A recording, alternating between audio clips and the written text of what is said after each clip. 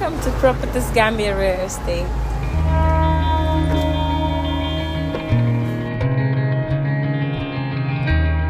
My name is Daniel Yusuf Samba.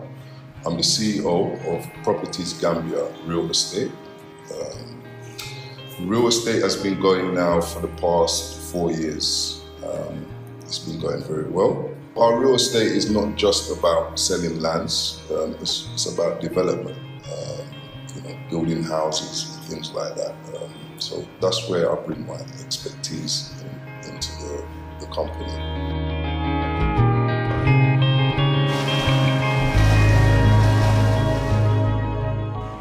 Good day from wherever that you're watching us from. This is CNG Citizens Network Gambia, and you're welcome to yet another youth program that we always bring to the general public. And today we're going to have a very, very important discussion that's actually affecting youths in the country. But before we go ahead with that, we would like to thank Properties Gambia Real Estate that are actually our main sponsors. From wherever that you're watching us from, we are saying a very good day to you. Today I have very important people that are actually youths in the country that are doing or playing a vital role in the country when it comes to national development. And of course, on my right I have Nyaninka, who is actually the president of the student union of the University of the Gambia. And of course I have on my left Momodu Jane, Gambian practicing journalist, if I am right. Nyaninka, I'll start from you. Good to have you in our program today. Thank you so much. Greetings, viewers. As rightly mentioned, I'm Nyaninka Manja, the president of the University of the Gambia Students Union. Welcome to your program, and thank you so much for sending me this invitation. Even though the schedules are tight, but the youths are our concern. So therefore, I have to show up. Thank you. Thank you for honoring the invitation. And Mamoudou Jane, how are you? Thank you very much, Sukai. I am fine. My name is Mamoudou Jane.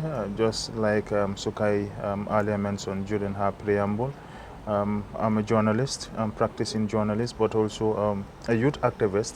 That have been doing youth work for my entire life, and also the need and aspiration and things that are affecting the young people within our communities, but also in the country, our major concern. So anything that have to do with youth matters, we are always ready to give and play our quota in the advancement of young people, but also their lives and livelihood. So it's a pleasure to be on this platform. Good to have the both of you here. What the topic of discussion is actually going to be is Kush, which is not new. It is a call for conscience. We've seen through the past weeks that it has claimed lives of very young, prominent youths that are actually in the country, and of course we're going to delve into that. Nyaninka. Yes. Kush is actually taking a lot of lives. Most definitely. Honestly. What do you think is the cause of this? Like the coming of Kush and the youths taking it?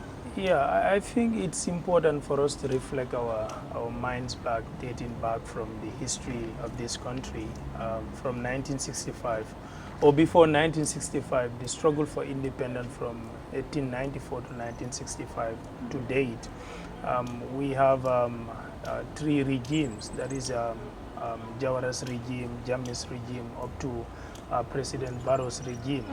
However, you look at the significance of this substance abuse. For far too long, Gambia has never experienced the usage of this illicit drug that is Kush, which is fondly called. What we know is cannabis, alcohol, and perhaps other major substance abuse, but not this deadly drug that is claiming the lives of young people in this country. And I believe the young are the cream of this society, and in every developed society the young people are the ones that take the center stage. So consuming this illicit substance can only claim lives. And among these youths, you have lawyers, promising lawyers, you are promising, ministers, and even future presidents of this country, who are potential prominent people that can be future leaders of this country. So looking at this substance, there are a lot of discussion around, because if you look at these young people also, I know with regards to the economic condition of the country, sometimes push them to take this drug so that they can get away with the frustration as to the peer influence of a colleague making up to Europe. You understand? Like Chinua Achebe will say it, when the center cannot hold, things fall apart. And in that regard, the government, the citizenry have a stakeholders and a role to play in ensuring that we the citizens advocate within the society, but most importantly the duty bearers, that is the central government, must be in action to ensure that the issue is curbed, to ensure that the use of this drug is never promoted within our society, because it's claiming a lot of lives of our young people. Definitely. That's an interesting point. Mr. Jane, who do you think should be blamed with regards to the usage of Kush? Is it the government or the youths themselves, or actually the parents in our houses? Yeah, I think a critical question with regards to who to blame, because the importation of this Kush drug, just like Nyaninka rightly mentioned, dating back into history, Gambia have not witnessed, or Gambia have not been known for this kind of substances that are deadly. But there's one fundamental factor leading to the importation of these drugs into our country that have to do with the nature of our borders. We know our country, our border is too porous, because there's, even though we have these officials that are mounting our borders, but because of how porous our borders are, these drugs will come into our country anyhow. But again, you look at the people that import these substances into our country. Mostly these are foreigners that bring them into our country. But once they are inside our country, our own people are the ones that they use in order to sell these substances to our own brothers in the country. So we have those people come and bring these substances in our country, but we have our own people that are taking these substances and reselling it back to our young people, knowing the factors, knowing the circumstances surrounding these drugs, knowing how deadly these drugs are. But because of the economic interest that you will be gaining from selling these substances, you just go and venture into it. So I think our own people are hugely responsible for the high escalation of this schools, abused in this country, and also engaging the young people into taking this substance. So I think the responsibility should start with us and within us as people of this country, particularly young people, because we are the people that they normally use in order to make this marketing of these substances for them. So for me, I will blame ourselves, for helping these people that are importing these substances into our country. Definitely. I think it starts from us into doing things that are right to help nation or help in national development. Nyaninka, wouldn't you say parents should be, to me, I would say parents should be blamed like 80%, because most of the death cases that we've seen, they are very young people, most of them less than 20 years of age. Definitely. Yeah. Definitely. I think aside of the substance abuse, if you look at the crime records or criminal records in this country, is highly affecting people underage. And the question is raised, why? Why is it happening now? Because looking at back days, 20 years ago, if you reflect yourself back, how societies are managed and how moral values are instilled into the young minds of people, is different from today's generation. Definitely. Why? Because we believe we are in a modern era, or should I say a contemporary era, of Gambians now are taking a different dimension of upbringing. Because like an old proverb would say, it takes a whole society then to raise one single child. But today it is different. You touch one particular child, it's a problem. All in the name of human rights. I am an Afrocentric guy. I'm a development major. I'm a social science student. Okay. I am not totally against the Western philosophy, but also I promote the agenda of African values and belief system. The reason is poor parental caring, the bitter truth that we cannot shy away from. Because today you see young people that are underage, teenagers that are taking this substance are from homes. And parents cannot say that they are not aware of this. Because if your son or daughter is taking illicit substance, as a vigilant parent, you should be aware of it. Because you are the one who is raising that particular child. And therefore, the lack of poor parental caring and also the issue of attaching, the human rights, is also significantly deteriorating, these factors.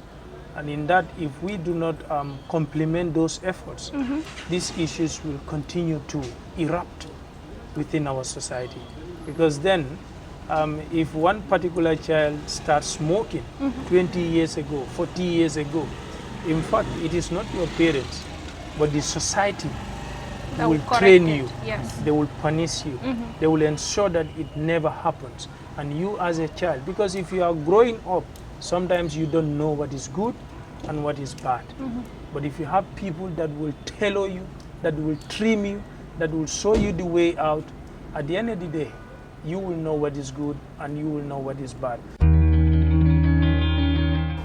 Welcome to Properties Gambia Real Estate.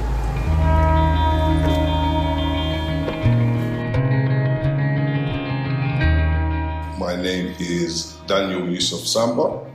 I'm the CEO of Properties Gambia Real Estate. Real estate has been going now for the past 4 years. It's been going very well. Our real estate is not just about selling lands, it's about development, building houses, things like that. So that's where I bring my expertise into the company.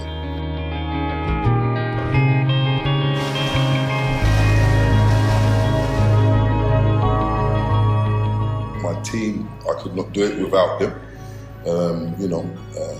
In terms of experience, we work as a team here in Properties Gambia.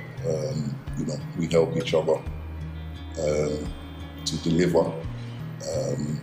But my experience in the Gambia has been good, but it goes with its obstacles, just like anywhere in the world you're doing business. It's just about structuring and making sure you're delivering and so on. So when we first started out as a real estate, we were selling empty lands. That is no longer the case, and that was never my aim. We sell lands, we do sell empty lands, but now we are moving forward in terms of development and construction. So we build houses.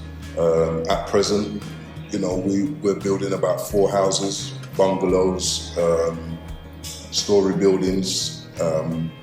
So yeah, it varies. Any of the clients that have gone through Properties Gambia, we've always delivered, regardless, on time and paperwork and so on. So, our motto is, you are safe with us. And I'm not just saying that. I work tirelessly to make sure that we deliver. Yes, and there is a lot of real estates in the Gambia. Competition is there, but I think there's just very few that are actually, that can be trusted in the Gambia, unfortunately. But I can assure and detest that, we are definitely one of those that are coming through slowly but surely.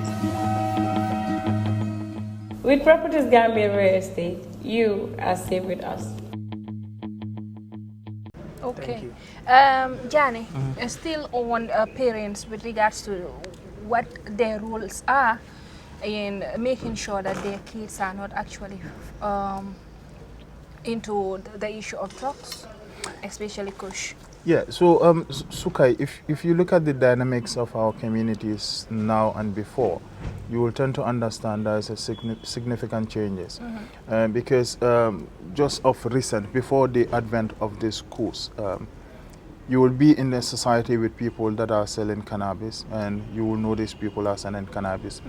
And when the drug law enforcement agency people are around to, raid and see, people who are responsible for this kind of things, parents will be the first people that will come out to defend their children.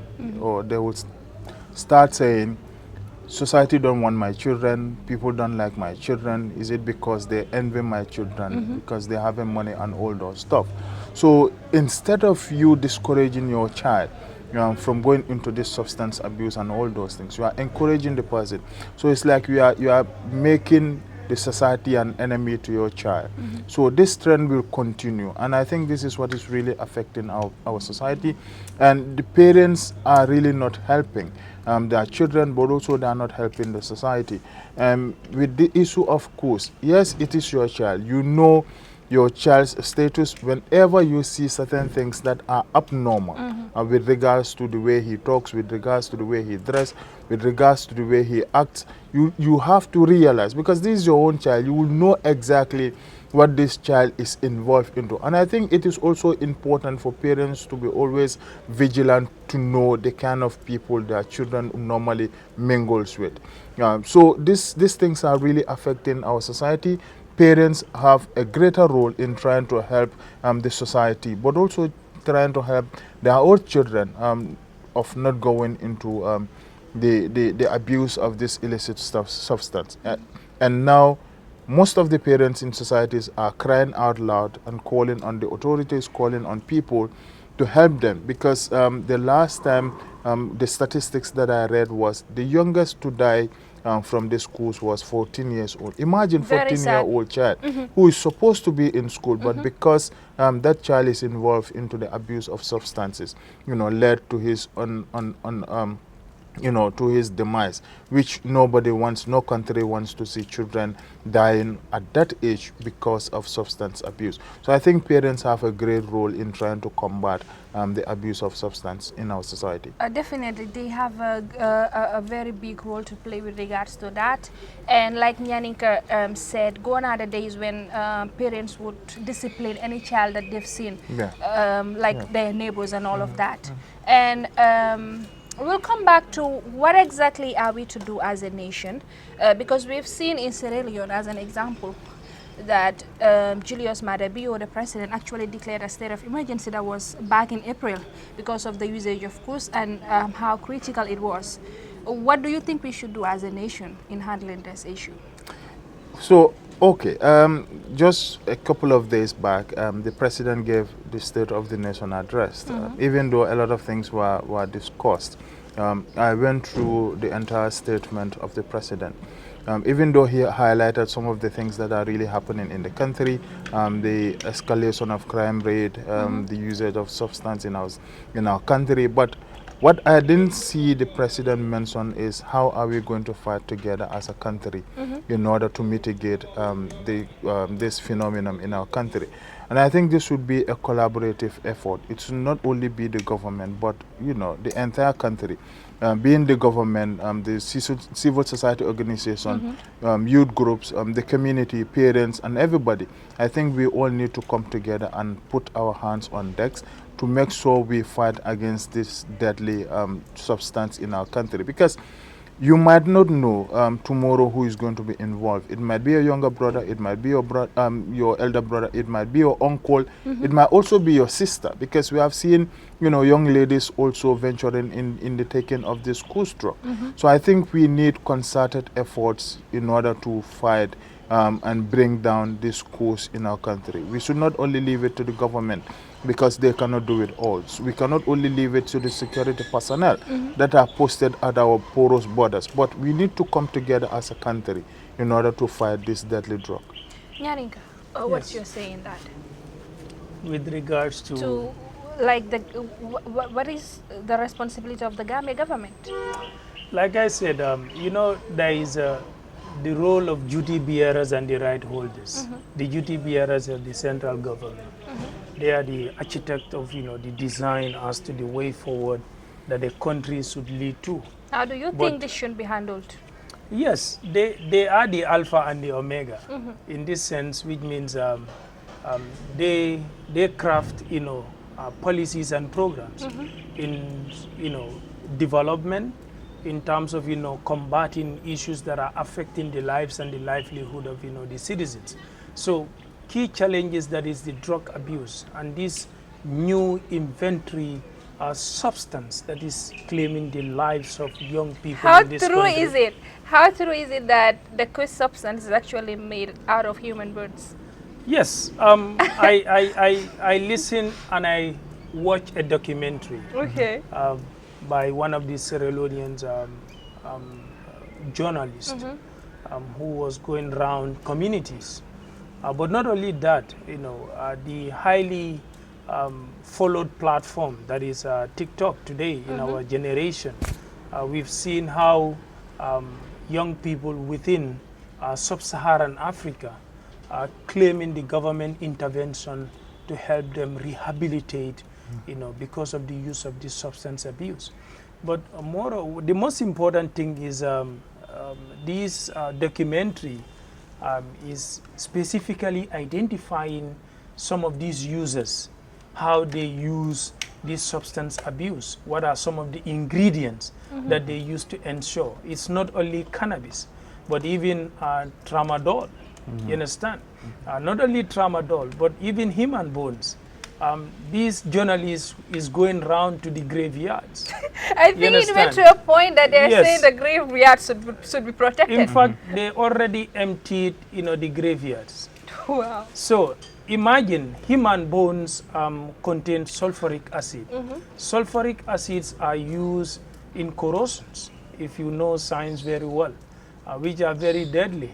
You understand? So in that regard, using human bones, not only that, but it's funny, but imagine an important figure like our religious leaders using their bones, to satisfy your needs. Not only that, That's but crazy. it does not make any sense logically in any human society to be using human bones to add it to a substance that is deadly, which is cannabis and tramadol. You understand? There are more ingredients that are added to but if you know this substance already, you will know that this is deadly. You understand? That is why they call it ginabas. It's very quick in reaction, and it can lead to many things.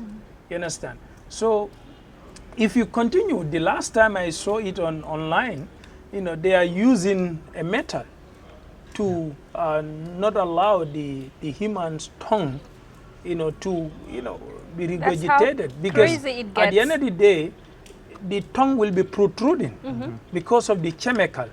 The tongue will begin to expand in your mouth, and if that happens, you cannot breathe.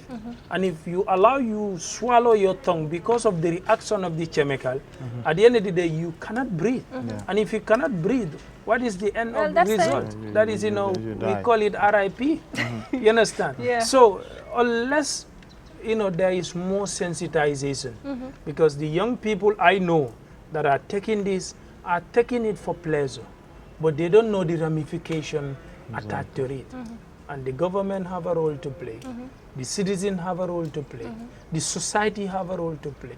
The parents have a role to play. The civil society have a role to play. The media have a role to play. We all have a role to play to ensure that such of this nature never. I'm very impressed with the media society, the civil society, and even university, because I've seen several university students going to their social media to talk about. That is our role. And most importantly, we are beginning our Students' Week tomorrow. And part of our agenda, part of our theme is substance abuse.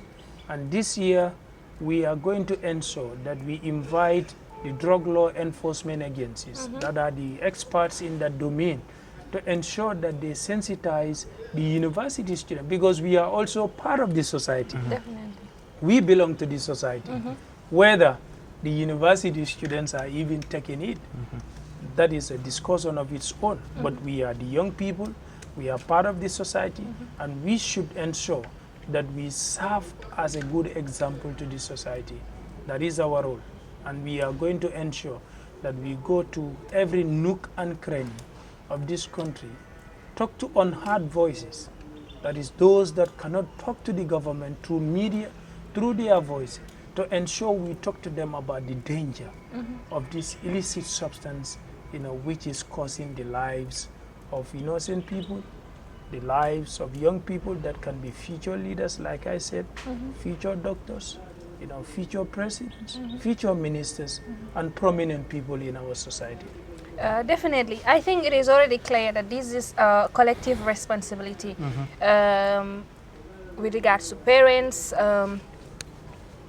journalists, the Gambia government, and any responsible individual in the country. And I think we have very good policies in the country, policies I would say.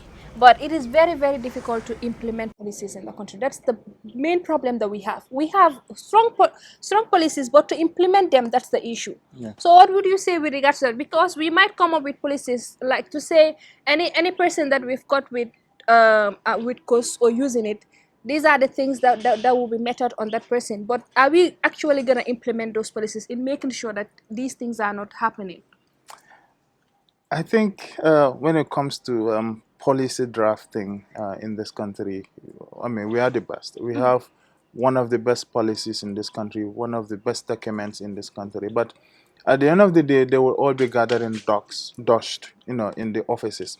And I think it is very important for us to implement these policy documents that we have, because if you look at the issue of Kush, normally you have people that are importing these substances in our country. So let's say, for example, you have people that are importing these substances into our country. If you have them import these substances in our country, once they are apprehended, we know what the law says. We leave that to the law enforcement agency. But also, we have the courts here. Once you have found one thing, the courts will have to take its course.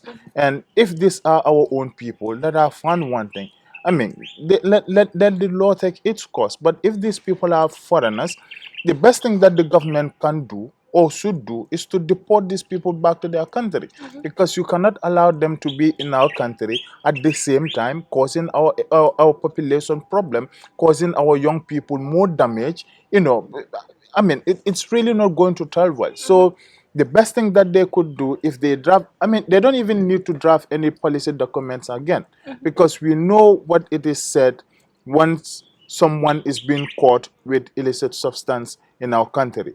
I mean, let them take you to police. If need be, they take you to court. Whatsoever the court say, let that be. I mean, I think with this, the implementation part really need to be strengthened, so that at least we can it can serve as a deterrent for other people that will want to engage themselves into this. Okay. I think we're actually coming to the tail of the program. So what advice would you have for the youths that are actually into these illicit drugs?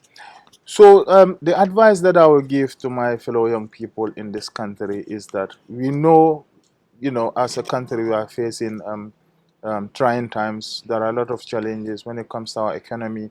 We are having a lot of problem when it comes to unemployment. It's at a high speed. When you look at our education sector, there are a lot of young people that are not enrolled into these tertiary institutions. So most of the times they will try to connect the abuse of this substance with lack of job opportunities, with lack of other basic things that they need. But my advice would be, let us throw the course and focus on things that are going to help us develop as a people, because this country belongs to us as young people. The elders have played their part, and now it is our role as young people to take over from them. We cannot set a precedence that is really going to affect our growth. We cannot set a precedence that is really going to affect our health and our mental well-being.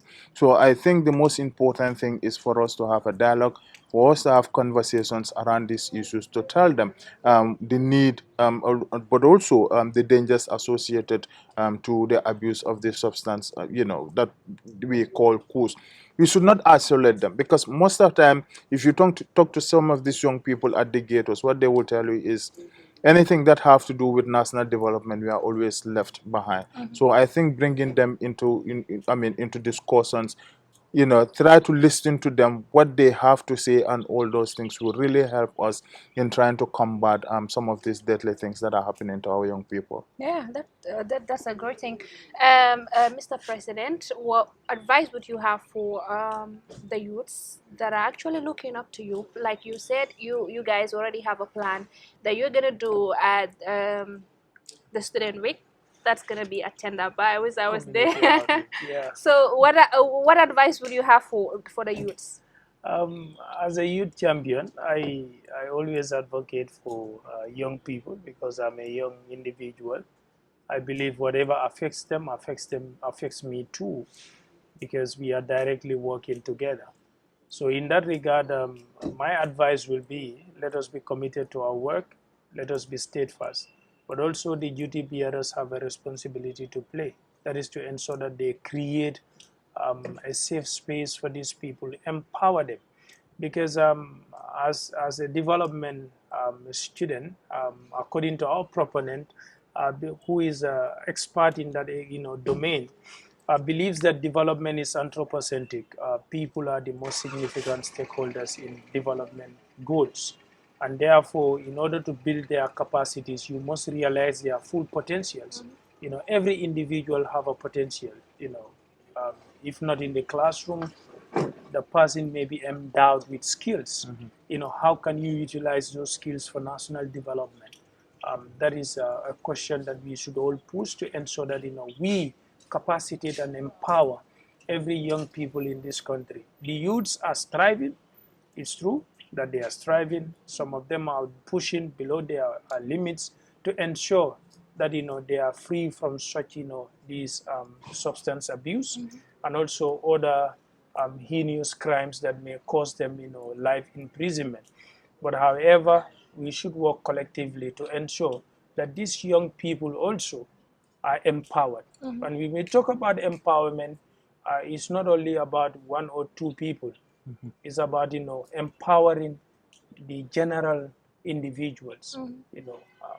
To ensure that if you build the capacity of, let's say, 50% of our young people, those 50% will ensure that they trickle it down to the rest of the 50% through job employment opportunities.